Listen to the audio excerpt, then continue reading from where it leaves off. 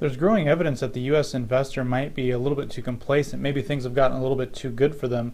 I'm talking about the way that large cap stocks here in the United States have risen quite powerfully over the last 2 years. Low volatility, really no drama at all. And that's encouraged a lot of confidence.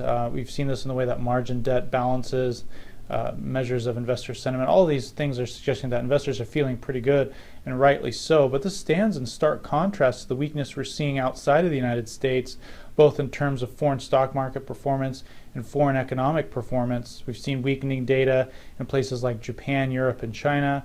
We've seen foreign exchange pullbacks as stocks in places like Hong Kong and Europe weaken.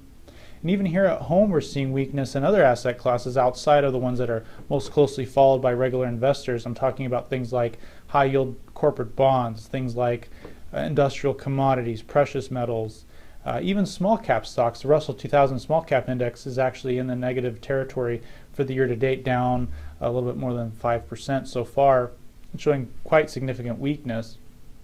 Now, if you look deep into the market and say, okay, what's happening besides the price averages that are reported on the nightly news, it really suggests that the situation is weaker than it appears on the surface. If you look at the number of stocks in the NYSE that's above their 50-day moving average, that's actually dropped all the way down below 25%, which is pretty incredible if you think that the Dow is only a few percentage points away from record territory.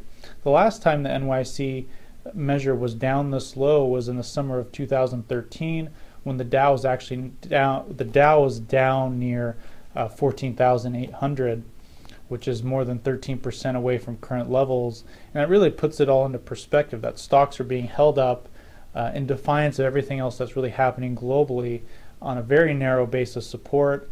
And that suggests that investors should be more cautious and perhaps apprehensive as we head towards the end of the year.